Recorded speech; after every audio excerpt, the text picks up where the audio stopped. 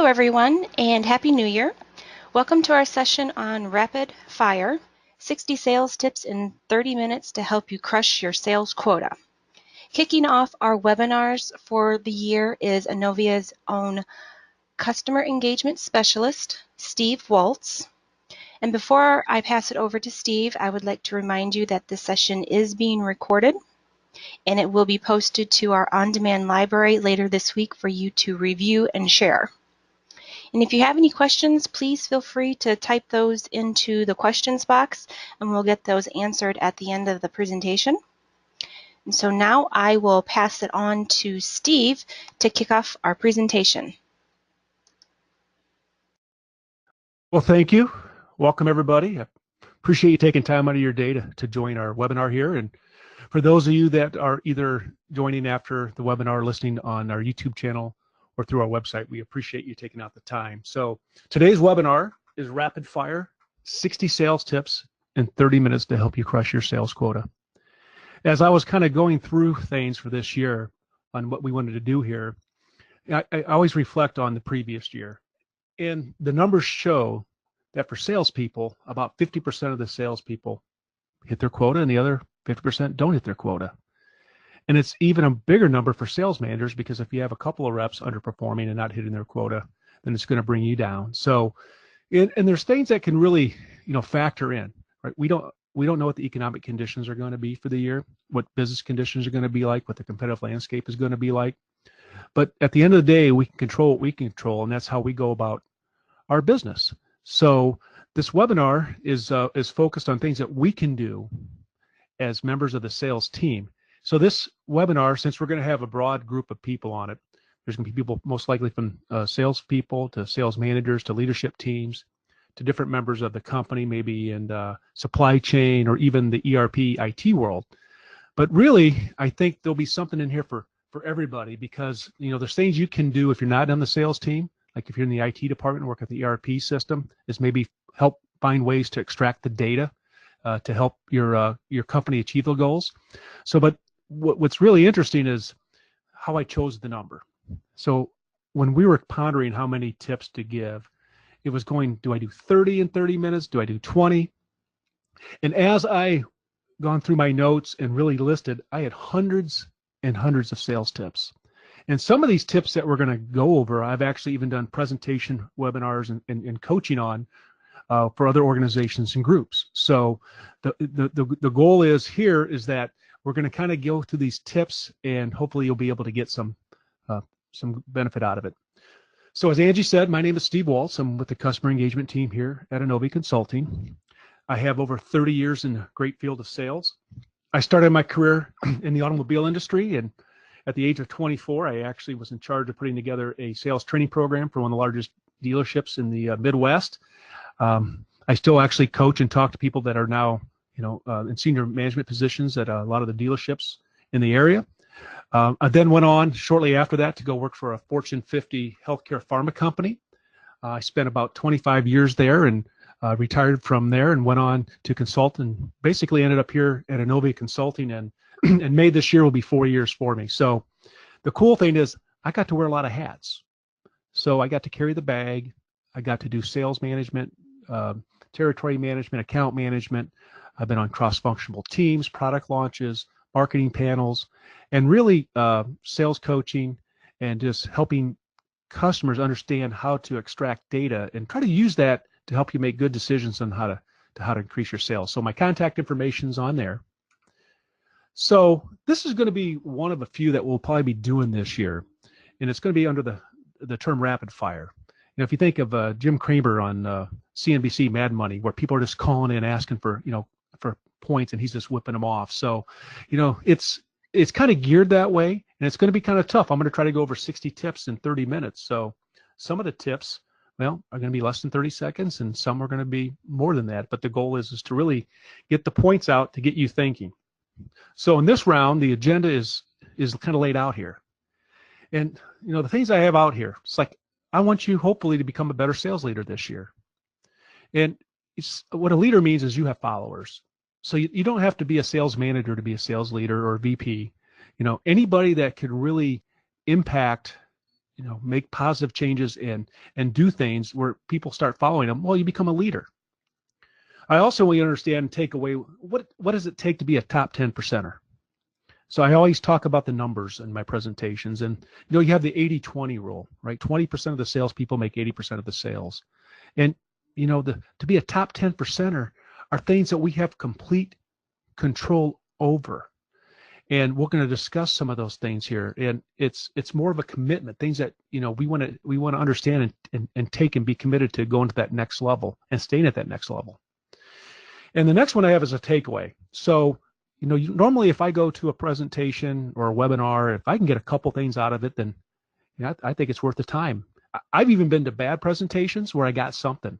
So out of the 60, I'm hoping, and I'm setting a high goal, that maybe there's 10 of these things you're like, interesting. I'm kind of interested in those. And I know I'm going to be going through these pretty quickly. So if there's anything specific that you want to talk about in a little bit more detail, please feel free to reach back. And lastly, I want you to have a mindset of being a student. You're hungry for more. When you find out and understand that, in this field of sales, 90% of salespeople have never read a book on selling. And if you think of some of the great companies out there that have a cult following and some of the great leaders like Jack Welch, he was the CEO of GE back in the 80s and 90s. And, his mindset was there's two things that are going to drive a company to the next level. That's marketing and innovation. And we're going to go a step further because, you have to have a good product or service. But if nobody knows about it, well, no one, doesn't know about it. So the marketing part is getting people to know about it. Well, there's something that's almost left off a lot of times when I talk with people that are in training departments is that, people might know about it, but you still got to ask for the business. You still have to have a plan, right? That's why salespeople are so important. If, we're in the NAV channel here, and I read numbers that there's a shortage of 40,000 NAV developers. Okay, I'm sorry, just developers in general. And there's even research to show that there's even a bigger shortage of professional salespeople. Okay, as far as I know, there's about 50 programs in the United States at universities that teach people on sales and sales training. So what we're going to do here is we're going to kind of get up to these tips, and we're going to kind of go through page by page, and I'll try to keep on the time. I even got my stopwatch here on my phone, so I can try to be good and stay on time and respect everybody's time on this. But here in the great state of Indiana, we have the Motor Speedway, the Indy 500, and we like to say, start your engines. So what I'm going to go here is go ahead and start my clock, and we'll get rolling here on the 60 tips. So the first tip I have here is the greeting. It's something that's so easy, and it's so important, and it's so quick that a lot of people don't even do the greeting. A greeting's simple. You set the tone for the engagement. Hi, my name's Steve Waltz. I appreciate your time. Or if you're going through emails, I don't know about you, but when somebody sends me an email, it doesn't say my name, it's just asking a question. It's kind of impersonal. Nothing wrong with saying the person's name, happy Monday, or thanks for your time, and then getting to the point. But don't forget the greeting. The next tip I have on here is what's called the 30-day rule. So what is the 30-day rule? Well, we just got done with Christmas and New Year's. And, if you had some time off or really didn't kind of close it out strong, what you do in a 30-day period is going to affect you 90 days out. So if we're prospecting heavily in this 30 days, we're going to see results about 90 days out. The next tip I have here is put away the phone. So what do I mean by that? Well, if you're sitting in front of somebody or with somebody, what's interesting is how some people put the phone down and they'll even turn it upside down, like, oh, you're almost important. I turned my phone upside down. When you're in front of somebody, you want to show some respect, right? So either turn the phone off and put it away. As I said earlier, 90% of salespeople have never read a book on sales, and yet they're the ones representing the company in marketing and selling and trying to closing business. So what I have here is read, study, duplicate. So we want to be a student. We want to read articles, read books, listen on Audible, whatever we got to do, but also kind of study. That makes sense. And then kind of put it in the action and duplicate it. So the next tip I have here is on delivery. What's tough sometimes as a salesperson, people try to push you for a deadline, or you're trying to communicate when things will get done. So we don't want to under deliver, right? So promise the moon to deliver the sun is, hey, if you think it's going to be maybe, the end of the week, Thursday or Friday, you say the end of the week. So if it comes up on Thursday, then you over delivered. And the last tip I have on this page is what's called own your space. So why are you in business, right? Do people know who you are? I mean, are you in it just kind of existing, or what is your brand? What are you trying to do? So my mindset of owning your space is, well, here at Innovia, we want to be the Ritz-Carlton of NAV BC partners. Okay.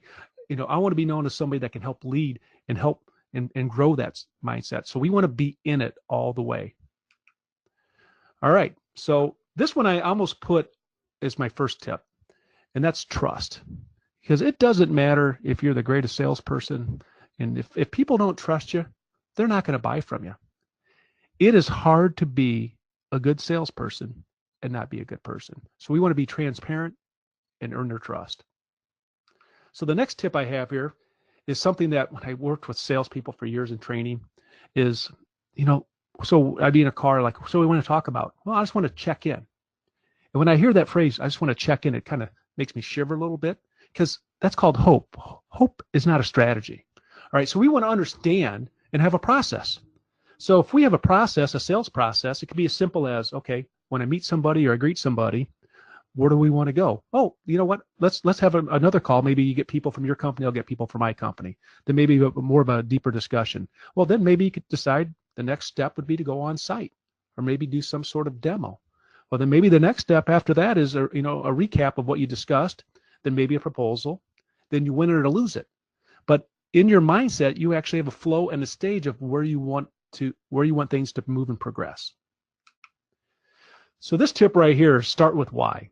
So Simon Sinek has written many books on leadership, and he talks about start with why. So what is the start with why? So people want to know the what, but more than the what, they want to know the why. So why are you where you're at?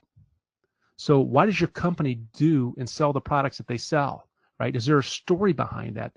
People want to know. And so the more they know the why and the passion of what you're doing, the better the engagement and relationship is going to be. So this one I learned a long time ago in talking with people is, write it down. I'm not, as I get older, I tend to forget things. But when you're face to face with a current customer or prospect, and you're writing down notes, and then at the end you recap what you wrote down, it shows that you were active listening.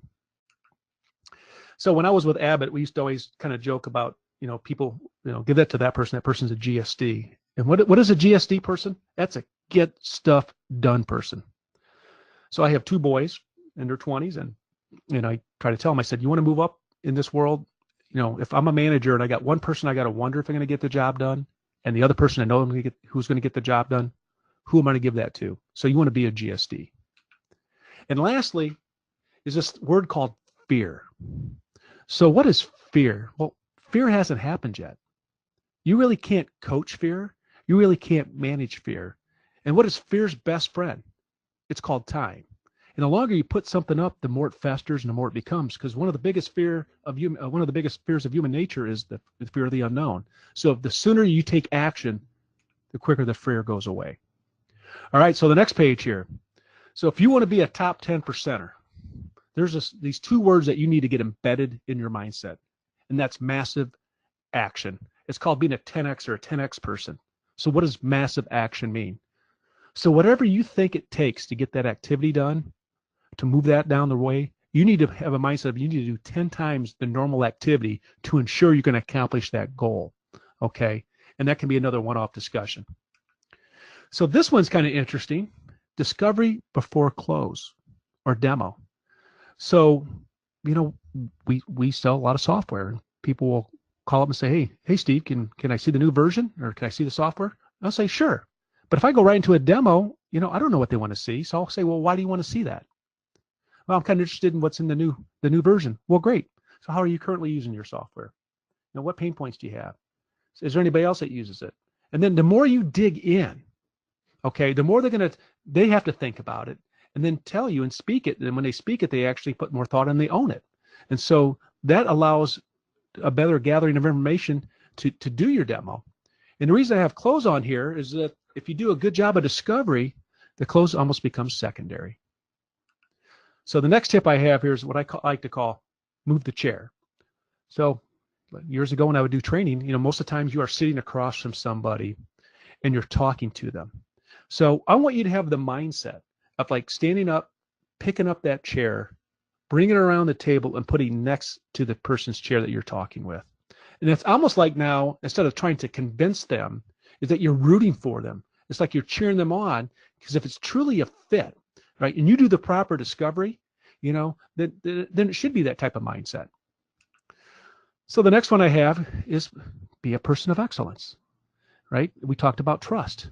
So people watch everything you kind of do, and everything you do is kind of a signature of who you are. If you're consistently late, you'll be viewed as a person consistently late. So, my wife and I were at a restaurant about a month ago, and we had poor service, and the waitress forgot to charge us for a lemonade, and we couldn't even get her to pay for the lemonade. I'm like, well, let's just give her a bigger tip. She's like, no, we ordered a lemonade, we need to pay for it. It's like being in the grocery store where you grab something and 4 hours later you realize you don't want it. So where you can take it back, or where are you going to put it? So be a person of excellence.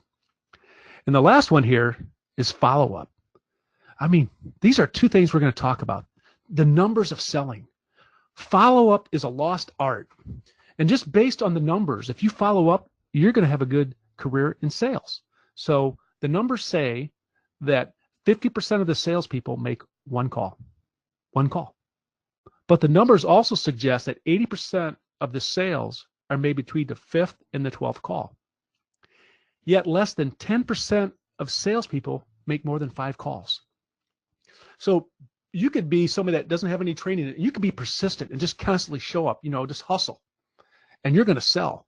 But if you kind of be that person of excellence and have massive action and have a plan, you will be an elite salesperson. So this is one that I think some salespeople have a hard time understanding, and this is this word called agree. So what do I mean by agree? So you know what? When you're talking with somebody, you always want to get to agreement.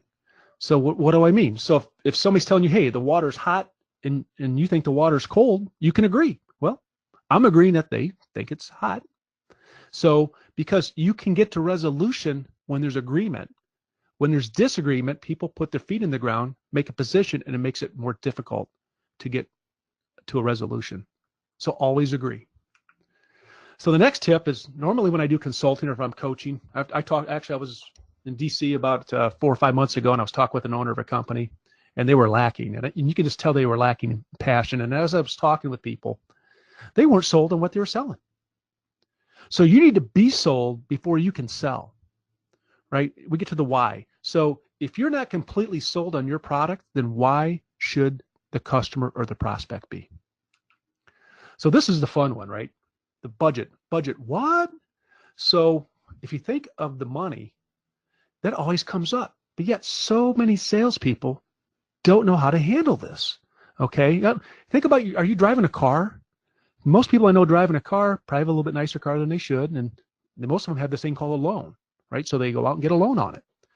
Well, then a lot of people I know have these real nice apartments, or they have nice houses and have these big fat mortgages.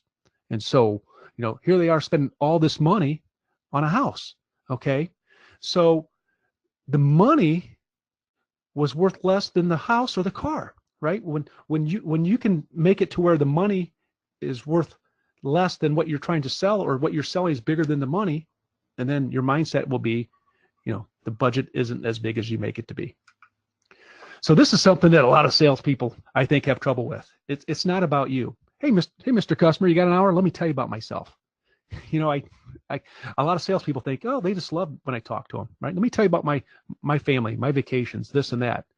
They kind of care, but they really don't. It's about them, right? It's about why they're there, what their goals are, what they're tasked with, what they're being measured on. We want to understand, and the more we make it about them, the better chance you have of making a sale. So this one right here is kind of interesting. It's like, what are you inviting? You always hear, a good salesperson has a positive attitude. Absolutely. I mean, who wants to buy from somebody that's this negative? So what are you inviting? Like if you sit around and complain all the time, you're inviting negativity, right? If are you a glass half full? Are you a GSD? So we want to be very focused and very careful on what we invite in. And lastly, this word right here, this wonderful word called next. So salespeople deal with a lot of rejection. I remember early in my career, I had this deal that was back and forth. I thought I had it, I didn't have it, and then I lost it. Guy I was working with said, "Follow me." We walked outside. He goes, "Put your hands together in front of your mouth and yell this word, next." And I yelled next. He goes, "Okay, it's done. It's in the past. Move forward." All right, we're getting close to the halfway point here. So this one right here is like, what's bigger, the problem or the solution? As long as the customer or prospect problem is bigger than your solution, you have a very slim chance of getting a sale. When your solution is bigger, so you're asking great questions, you're seeing if there's a fit, and truly you feel your solution is bigger than that, then you have a chance of moving it down the pipe. So this is interesting. I like to use this example. It's called be an eagle. So you think of like a bald eagle. You know, they can fly around with the crows and the hawks, but they can soar over 20,000 feet. They can go through storms, they can go through clouds. But picture that eagle soaring at 20,000 feet. What do they see? When they look down, they see the big picture. They see everything. And we get busy, okay? And you don't have to be a salesperson to get busy. Everybody gets busy. And when we do busy work, we tend to forget sometimes that there's other things that we need to pay attention to. So I like to raise myself out about once a week and make sure I'm doing everything I'm supposed to be doing. You know, this is something I wish I would have learned a long time ago, but it was like go, go, go, massive action. I want to keep moving things along. Well, you kind of want to start the day with a clear mind. So I don't know if when you wake up and your feet hit the ground, are you grabbing your cell phone, looking at your email? I mean, have you had a chance to even wake up? So everybody has a different amount of time. You know, I was talking with my brother. He said about a year ago, he started reading an extra half hour in the morning. He says his mindset for the day is so much better. I need about 5 or 10 minutes and have my coffee before I can really start focusing hard on my day. So this is something I think a lot of salespeople get lost in, and that's the person versus the product. So, it's a people business. It's people dealing with people. I know we're talking about machine learning and AI and all these wonderful things, but, when you make your product bigger than the person, it doesn't go well. The more you learn about the person and kind of build a solution that way for the person, and remember it's people dealing with people, you have a better chance versus just being so product focused. And also, to be a top salesperson, you need to be a master of asking questions, of open-ended questions, right? Tell me how you got here. What, how do you view success? What are you looking to get out of this conversation? Tell me your pain points. And the customers will tell you their needs and how to basically move it forward and how to sell them. Okay? Because when you're just telling them and just spitting out information about your product and your company, you're not learning about the customer and their needs. And so this one right here is kind of interesting. It's called the straight line method of sales. So if you know Jason Belfort, that's the guy that they made the movie about the Wolf of Wall Street. So, he had these people he called Stratonites. They worked for this company, and he tried to teach them how to sell penny stocks and low-end stocks to millionaires. Well, what he found was a method, and when he came out of jail, he wrote this book, and it was mainly to be used in high form of ethics, like, not to manipulate people. But it was really interesting because the straight line method is there's 3 levels of certainty people want to have before they will engage and buy anything from you. So the first one is the customer must want or need your product, right? Is there a fit? And then the next one is you, if you're the salesperson, right? Are you a subject matter expert, right? Are you trustworthy? Are you somebody that can help me solve my problems? And then the third one is your company. So is your company viewed as, as a leader in their industry? Are you trustworthy? It's kind of the why behind that. But in that, it also goes to a level what people need. So the straight line is maybe somebody needs a level of certainty of 70% to make a decision. Maybe some people need 80, and the ones that need over 99%, well, they're just never really going to be happy anyway. So that's the straight line method. All right, so we're starting to roll here. All right, number 34, it kind of gets in that mindset. If you speak it, you give it life. So we need to be careful, okay? So when we're speaking with somebody, if you just want to talk about problems and problems and problems all the time, well, you're not really talking about solutions. So, there's things that we don't want to dwell on. We want to be forward thinking and forward looking. So this one right here is interesting. And throughout my career of being a sales trainer and working with reps, If your company is in a mindset of why we're better, well, you're just going to spin your wheels. It doesn't go well. We get back to that, the why. Like, why are you different? Okay. How do you engage differently? Okay. How do you, how do you help people understand you're there to help them with a solution? Okay. So we want to really focus on why we're different and make that stand out. This one's very powerful. You want to co-create a solution with the prospect or with the customer. And that can be hard sometimes depending, because it's a give back, it's a give and take. But when you can sit there and talk with the customer about their pain points and how they view success and where they want to go, and you guys are orchestrating a solution together, not only they're telling you, when you speak something, you kind of own it more, right? And so when you co-create it together, it becomes very, very powerful. So this one right here, if you're an account manager, or let's say you're just prospecting, time blocking. So I don't know about you, but if people kind of come in your office and interrupt you, it takes time to reset and start over again. So when you block off time, so you can get more done in an hour. Like if you want to return phone calls or emails and you block off an hour of your day and hammer it out, I mean, you can knock off more than you could do in 5 or 6 hours, just kind of, spotty here and there. So this one kind of goes back to that read, study, and duplicate, but this is called practice, drill, and rehearse. So what I dealt with most as a sales trainer with Steve, I get stuck on when people say your price is too high, or Steve, I get stuck on this. So let's talk about what's comfortable. What where do you want to take the person? How, have that discussion, but you role play it, you practice it, right? You drill it and you rehearse it so many times that when people ask you that question, you have an idea of where you want to go. It's like that process I was talking about, and it makes it flow much more easier. And the last one I have on this page is provide documentation. Well, I was talking with this earlier with a couple people here today that, when you're standing up talking to somebody, you're having a conversation. When you're sitting down with somebody, you're getting a little bit more serious, but it's what you're saying. So, people want documentation. Like here, here's a review of what we talked about. Here's a documentation. This has what we just said. This is our offering. This is our prices. This is what you should expect, because people will tend to believe more what they read than what they hear. All right, so the next page I have here is we're going to get into a little CRM here. Okay, this one's called Fill the Funnel. Okay, because you need to understand that CRM is a decision-making tool. Okay, when we fill the funnel, if an owner of a company or somebody says, look, I want everybody to have $2 million in the pipeline, well, if people want to keep their job, they're going to have $2 million for the pipeline. So you have to understand, to have a success in the CRM and understanding your funnel, one, you should have more opportunities and activities than you can deal with, right? That's the massive action. But you don't want to have the fluff, because it's easy to move out. Oh, let's move this one out another month. Oh, I'll move this one out 2 months. Okay. I want to have 10 if somebody else is going to have 10 opportunities. And it needs to be okay for somebody to have not as many as the other person. Because what I mean by CRM as a decision-making tool is, as a salesperson, they view CRM as, hey, how can this help me close more deals and make more sales? So a sales manager looks at it as, hey, they want that for all their reps, but they want to identify the gaps.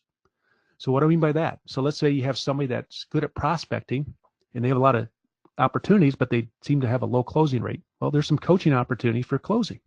Or maybe somebody's good at closing, but man, they only got a couple opportunities and they need to have more of a discussion on how to prospect. So the next tip I have here is about coaching. You need to be coachable and a coach. Okay. So the coaching model is kind of simple. So if you're a manager that tells your reps, do this, do this, do this, you're creating dependent reps that are always going to come to you and ask you, right? But most coaches, most people want their reps to think on their own. And so we want to be able to receive and be able to help. So there's a difference between mentoring and coaching, and that's a whole nother subject on itself. So this one right here, you can have some fun with. I call it the 5-friend rule. So what is the 5-friend rule? So research has shown you kind of become the sum of the 5 people you hang out with the most, sum of 6. So you can even have fun. You can go up to one of your friends and say, look, I'm starting this new year. I'm going to be going to that next level, and I'm going to hang out with my top 5 friends, and you're kind of on the bubble. You need to step up your game. So, but what I mean by that is, you want to hang out with people that are going to feed you, that are going to help you achieve your goals, not bring you down. Okay. So I call this the ice baby one, right? Stop, collaborate, and listen. I was going to put active listening here, because this one's interesting. This is tough. So to be an active listener, it means you just have to stop and listen. So, what's interesting, if you read the numbers on, people that have a response already, well, you talk about politics or you talk about a deep subject to some people, you need to know that 70 to 85% of those people already have the response. They're not really listening to what you're saying. Okay. And the numbers are about the same for salespeople. They're so fired up on their product. I want to talk about this. You almost forget to be quiet and listen to the customer. And the last one I have on this page is about planning, pre-plan. So about half the sales rep actually pre-plan call.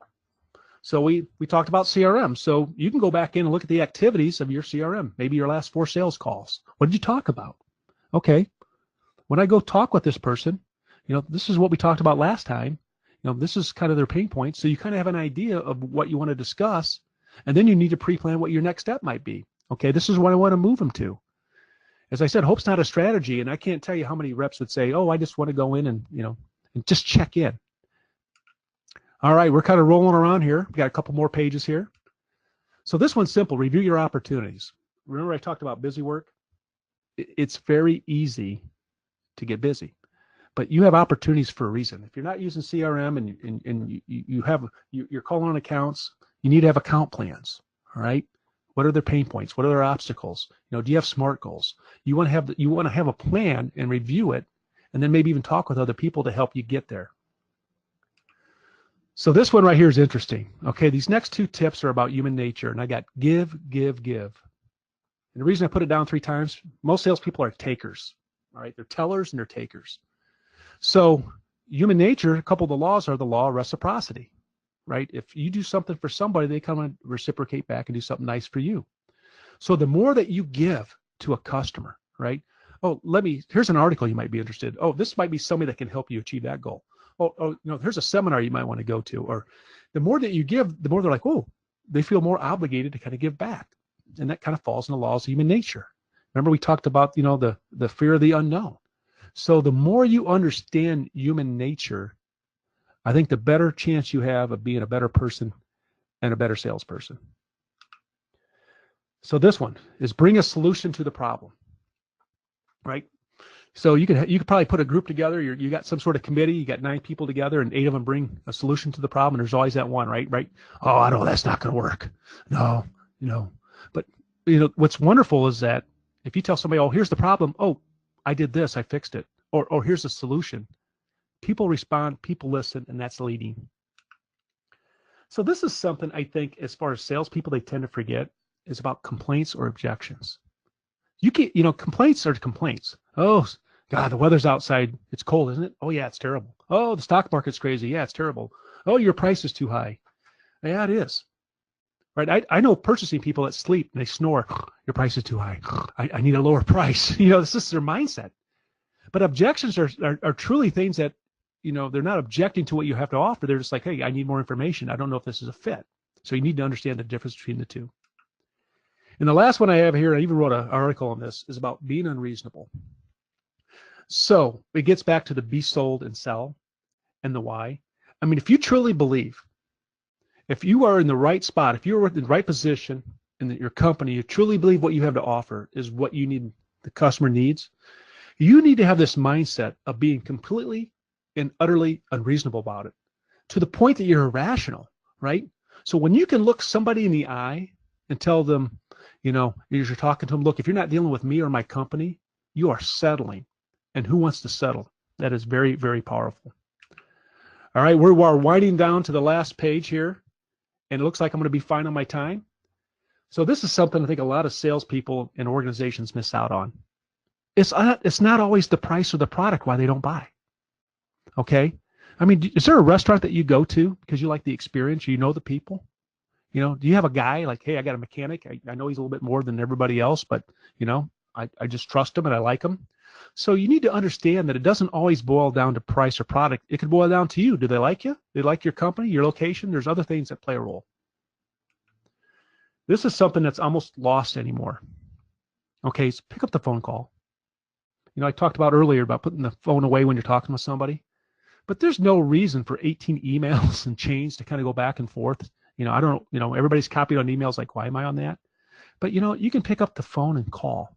It's okay. Now, the next three, and what we're going to end it on, is really kind of get into closing. And this is something called getting micro commitments.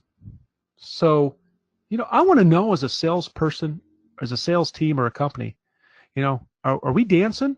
What are we doing here? Okay. When people call or you're talking to somebody that's, prospect, and they're kind of on the fence, it's okay. Like, everybody gets busy, right? We're trying to get to like a next step, right? So we want to ask for next steps. So Bob, based on what we're talking about, I think we should talk again next week. Oh, well, I'm busy. Well, I know we're all busy, so that's why we should schedule it now. So if they don't want to schedule it, they're telling you where they're at in the process, right? If they're saying, okay, let's schedule that, they're telling you how more committed they are than they were if they didn't. So, we want to get those micro commitments so we can ask for each step as we go, as we have a sales process. And it's okay to ask for the next step. Because the last tip I have here, number 60, is just ask for the sale. So we talked about the numbers of selling. Half the salespeople don't ask for the business. I've been on many a call. I've seen great PowerPoint presentations, and what do you think? I think it was great. Good. All right. It's like, okay, what's the next step? I'm not sure. It's okay to ask people for the sale, but you have to earn that right. So when you are doing discovery and you're asking questions and you're making it about them, and if there's truly a fit, we need to ask. Because why don't people like to ask? Because there's this word called N-O, no. And people, when they hear that, I don't like dealing with rejection all the time, but I want to know so I can address it. So if they say no, okay, maybe they need more information. Or if they say yes, guess what? You got the sale. So on that note, Angie, I'm going to ask if there's any questions. And I made it with a minute to spare. Yes, you did, Steve. Thank you very much. Yes, we do have a question that came through. So someone asked, they want to know how to ask the right questions to quickly figure out how serious the prospect is. So what qualifying questions should be asked? Well, I think as I kind of went through it, so, that's a good question because, you're trying to qualify early in the process. Like I remember in the car business, people would come in and say, oh, they're looking for these type of cars. And then when you got to the money, like, whoa, that's way beyond their budget. So it's, it's kind of early in the discovery process, why are we here? Like, what, how do you view success? And it's okay to say, so tell me about your budget. And you know what, they need to tell you about their budget. If your offering is a lot more money than what their budget is, well, that needs to come out, I guess, early. And it can seem uncomfortable, but it's okay to ask. And if they tell you, well, I really don't have a budget, and people ask us here all the time for a ballpark. And in the software industry, in the ERP world, the ranges are profound. But I can understand, like, is it $100? Is it $1,000? Is it $100,000? So I guess it really kind of comes early in the discovery process, and just ask those open-ended questions. All right. Well, thank you very much. That is the only question that we had for today. Please feel free to contact us if you have any additional questions that you want to discuss with us. Awesome. Well, what I have here is, you can go to our website and look at upcoming events. Like I said earlier, you can even go to past events, and there'll be a link to this webinar. So if you have any other questions for me or want to have a one-off discussion, here's my contact information here at Innovia. And I want to thank you for taking time out of your busy day and for joining us. And for that, I'll turn it back over to Angie. All right. Thank you very much, Steve, for presenting today, and to everyone on today's call or watching on demand. Thank you for joining us. We do have a few more webinars coming soon. On Tuesday, January 15th, we have Alicia Beamat from E1 Solutions presenting on Smart Connect, a better choice for D365 Business Central and NAV integrations. And we have Tom Doran from Innovia Consulting presenting on Requisitions Worksheet, and that webinar will be on January 22nd. So please register for any of our upcoming webinars. And we thank you again for joining us, and we look forward to seeing you again soon on another Innovia webinar. Have a great day, everyone.